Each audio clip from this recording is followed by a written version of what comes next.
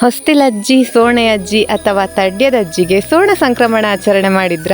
ನಮ್ಮಲ್ಲಿ ಇದು ಪ್ರತಿ ವರ್ಷದ ಆಚರಣೆ ಆಯ್ತಾ. ಆಟಿ ತಿಂಗಳು ಕಳೆದು ಸೋಣೆ ತಿಂಗಳು ಪ್ರಾರಂಭವಾಗುವ ದಿನ ಹೊಸ್ತಿಲಿಗೆ ಪೂಜೆ ಮಾಡುವಂಥದ್ದು ನಮ್ಮ ಕ್ರಮ. ತುಳುನಾಡಿನಲ್ಲಿ ಸೋಣ ಸಂಕ್ರಮಣಕ್ಕೆ ವಿಶೇಷ ಆದ್ಯತೆ ಉಂಟು. ಲಕ್ಷ್ಮೀ ದೇವಿಯ ಸ್ವರೂಪವಾದ ಹೊಸ್ತಿಲನ್ನು ಹೊಸ್ತಿಲಜ್ಜಿ, ಸೋಣದಜ್ಜಿ ಅಥವಾ ತುಳುವಿನಲ್ಲಿ ತಡ್ಯದಜ್ಜಿ ಅಂತ ಹೇಳಿ ಪೂಜೆ ಮಾಡುವಂಥದ್ದು. ಹೊಸ್ತಿಲಿಗೆ ಚಂದದ ಚಿತ್ತಾರ ಬಿಡಿಸಿ ಮಳೆಗಾಲದಲ್ಲಿ ಮುಖ್ಯವಾಗಿ ವಿಶೇಷವಾಗಿ ಲಭ್ಯವಿರುವಂತಹ ಸೋಣೆ ಗಿಡ, ನೀರ್ಕಡ್ಡಿ ಸಸ್ಯ ಹಾಗೆ ಒಂದಷ್ಟು ಜರಿ ಗಿಡಗಳನ್ನೆಲ್ಲ ಇಟ್ಟು ಕೆಂಡದಲ್ಲಿ ಸುಟ್ಟಂತಹ ಗೇರು ಬೀಜ ಹಾಗೆ ಹಲಸಿನ ಬೀಜವನ್ನು ಹೊಸ್ತಿಲಜ್ಜಿಗೆ ಸಮರ್ಪಣೆ ಮಾಡುವಂಥದ್ದು ಒಂದು ಕ್ರಮ ಉಂಟಾಯ್ತಾ.